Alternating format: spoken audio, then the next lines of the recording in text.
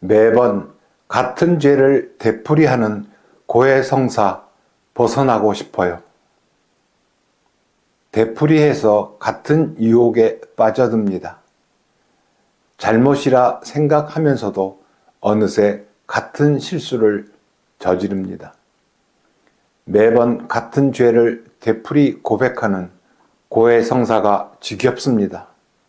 벗어날 방법이 없을까요? 저 혼자만 이런 아리를 하는 줄 알았는데 크게 위로가 되고 고맙습니다. 세례받은 지 10년 정도 되었을 때 일을 나누고 싶습니다. 매달 고해성사를 보러 가면 매번 같은 죄를 되풀이 고백하는 제 자신에 대한 혐오가 극에 다다랐습니다. 도무지 이건 뭐하는 짓이냐.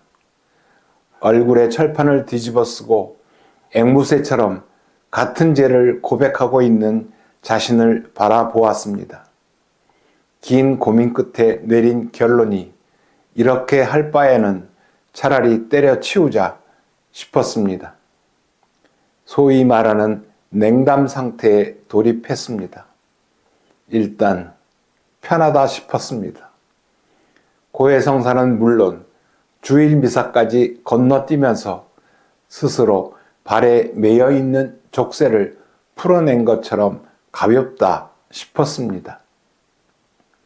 참으로 대단한 용기를 발휘했다 싶었고 어느덧 2년이라는 세월이 지났습니다. 무뎌질 줄 알았던 양심이 슬슬 괴롭히기 시작했습니다.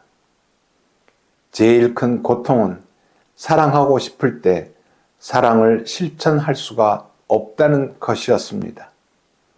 마치도 작은 새가 머리에 앉아서 머리를 쪼아대는 것 같았고 가슴은 뻥 뚫린 것처럼 공허했습니다. 작은 사랑의 행위라도 실천해야 한다는 생각이 간절했지만 손과 발이 얼어붙은 것 같았습니다. 청소기를 기다리는 거실에 있는 먼지는 저를 째려보기까지 했습니다. 마치도 건투 경기를 하는 링에서 상대방 선수에게 강한 펀치를 맞고 쓰러져 있는 것 같았습니다. 머리에서는 일어나라, 다시 일어나라 외치고 있었지만 드러누워 있는 몸뚱이는 계속 누워 있으라 했습니다. 정신이 들기 시작하면서 내가 어떤 펀치를 맞았는지 깨닫게 되었습니다. 제 자신의 의지력, 단호함에 대해서 어처구니 없이 무한 능력으로 믿고 있었습니다.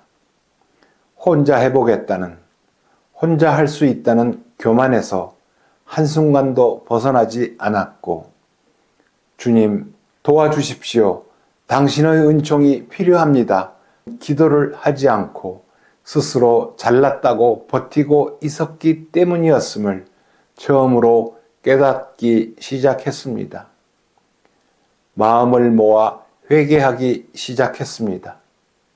진짜 죄는 매번 같은 내용의 죄를 범한 것이 아니라 주님을 믿지 않은 죄라는 것을 깨닫게 되었습니다. 도와주십시오, 예수님. 이 8글자의 기도를 하지 않았던 죄가 죄 중의 죄요, 가장 큰 죄였지만 한 번도 그 죄를 고백조차 하지 않았음을 깨닫게 되었습니다. 고백소에 들어가서 예수님의 은총을 믿지 않았습니다. 라고 처음으로 고백하게 되었습니다. 고해소를 나오면서 눈물을 쏟아내기 시작했습니다. 얼마나 많이 울었는지 그 눈물이 마치도 제가 지은 죄를 다 씻어주는 것 같았습니다.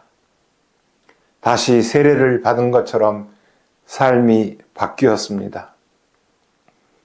같은 죄를 짓게 되었지만 의지가 약한 내 자신을 탓하지 않았고 오히려 간절한 기도로 예수님께 매달렸습니다. 지금은 벌써 세례받은 지 40년이 넘었고 지금도 매달 고해소에서 무릎을 꿇지만 매번 고해성사를 볼 때마다 저는 오히려 기쁩니다. 지난달보다는 그래도 조금 더 가까이 예수님 곁으로 가고 있는 제 자신을 보면서 대견스러울 때도 있습니다. 도와주십시오, 예수님. 이 기도 대신에 고맙습니다, 예수님. 이란 기도를 하게 되었으니까요.